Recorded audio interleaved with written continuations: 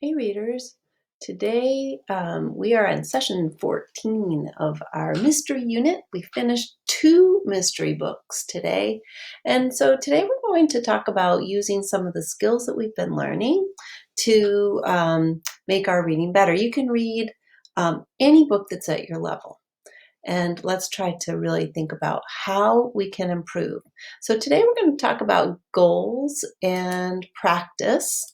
And I'm going to start off by telling you a little story uh, about my piano teacher. So when I was your age, I took piano lessons, and she would spend some time with me at the start of each class watching us prepare our exercises.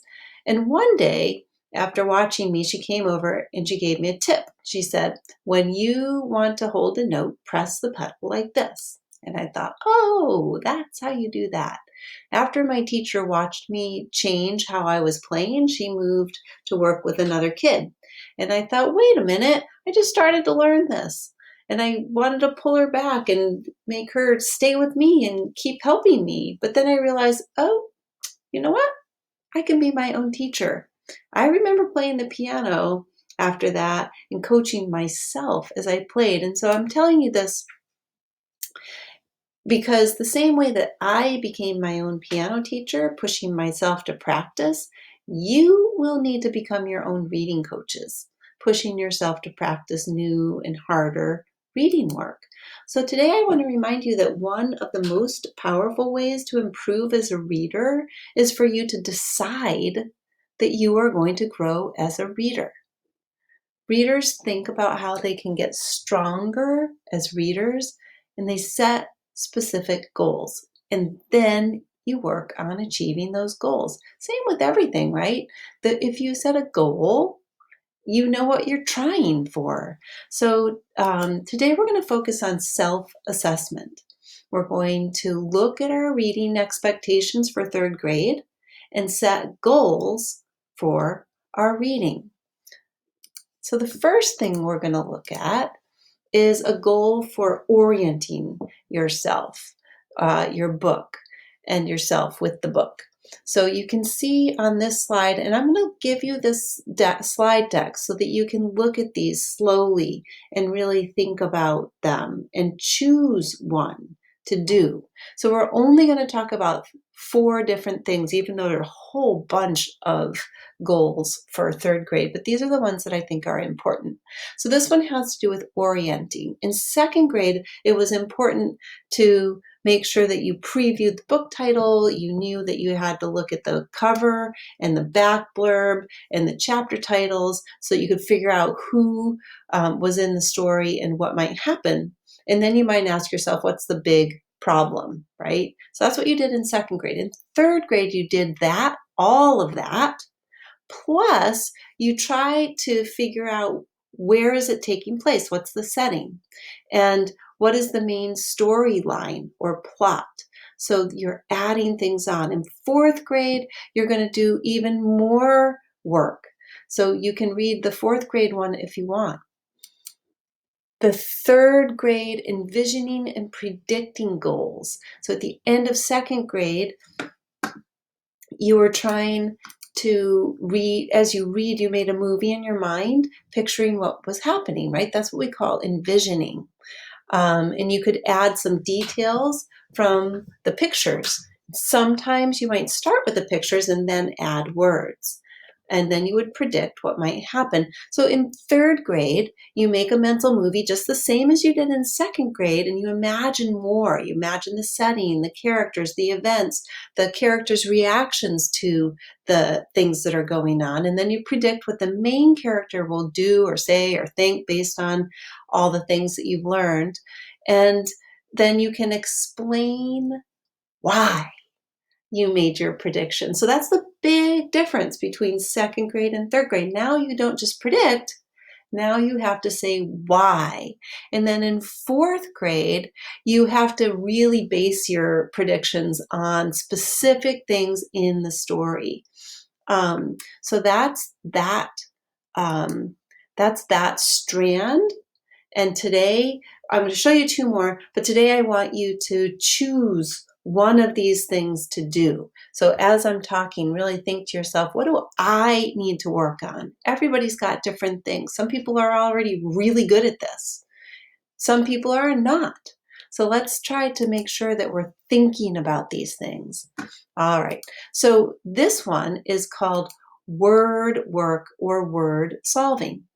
In second grade, when you didn't know what a word meant, you would reread the word before and after, and then try to think of a substitute word that means the same thing. And then you make sure that it makes sense, right? You know letters and letter sounds, the beginning, the middle, and the end. Now you try to use the words around that word to figure out what it might mean. That's using the context, and we talked about that back at the beginning of the year. You also look inside of the word to see if there's part of that word that you know. And then you also know that authors play with words. So it might be an idiom or a play on words. And so that's tricky. You have to keep an eye out for those kinds of things. So could the words on the page actually mean something else? If you're interested in the fourth grade one, go ahead and read it. I think there are definitely some students who are ready for that. And here we are. The last slide that I have for you about this is the retelling, the summary, or the synthesis within the text. This is really, really important. There are a lot of us who are still trying to get this part down. So if this is something you struggle with today, you should make a specific goal. And you can choose something within each one of these. So you might, if you're still here, that's okay. Choose something that you can accomplish and that you can go for. So retelling, as a second grader, you see that the story has parts and that you can talk briefly about the parts that you just read. Then after you read another part, you can kind of put them together, right? Like a puzzle. At the end of the story, you can retell it by saying something about the main character in the big events in order. Saying it in order is really important. In third grade, the goal is that as you read a novel, a fiction book, you can think back over and briefly summarize the parts of the story that relate to what you're reading now. So you're looking back, always thinking, how does what I'm reading now relate to what I already read? And then when you finish, you can summarize the whole book, and you can talk about the characters a little bit more specifically. So their traits and their wants and why they do things. And if the character learned a life lesson, you could mention that and say at the end of your summary. So that's, let's see. So that's what I would like for us to focus on, this reader's workshop. So let's look at this jot. So let's see. This is from, okay, here we are. So what I'd like for you to do is look at this jot. So this is a student who wrote 2 different levels. They said, I think Bunnicula is a vampire rabbit. That's a prediction. That's a level 2 kind of second grade prediction, right? Level 2, level 3-ish. Then he's got this. I think Bunnicula is a vampire rabbit because vampires sleep in the day and Bunnicula sleeps in the day. Bunnicula also has something I can't read, fangs. Okay, so that's a level 4. If you go back to, let's see here, the predicting one, you can look and see that when he added the reasons, that's a level 4 prediction. So think to yourself, how am I doing, right? Not me. How are you doing? Let's see. Let's see. So what I'd like for you to do, I'm going to try to remember to post this on the Padlet, is I'd like for you to choose one of these things. You can spend a moment and really think, what do you need to work on? So coach yourself to think, why does this part matter? Is it connected to some other problem or solution? But bottom line, you guys need to make a goal for yourselves and post it on our Padlet. You don't have to go on our Flipgrid today. Let's just really get a solid goal, something specific. So if you were working on retelling, for example, then you would want to say not just I'm going to retell.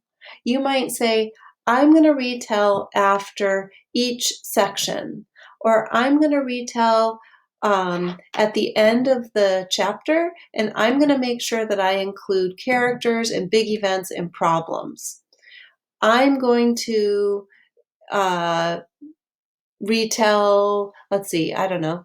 I'm going to I know one.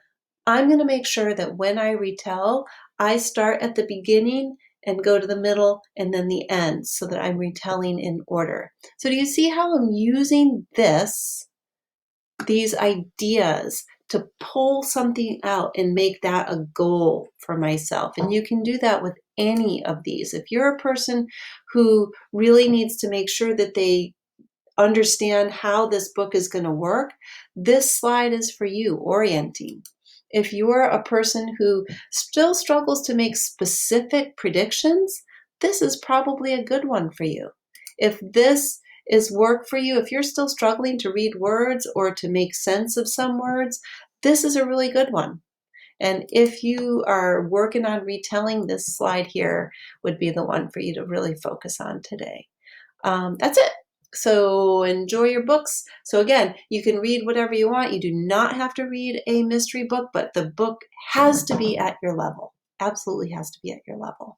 Okay, I'm really, really, really impressed with all the growth that you've done so far. It's fun, right? It's fantastic. So you can say in your Padlet, I used to do this and now I do that, right? I used to do this and now I do that. All right. Goals, goals, goals, goals. Let's set goals.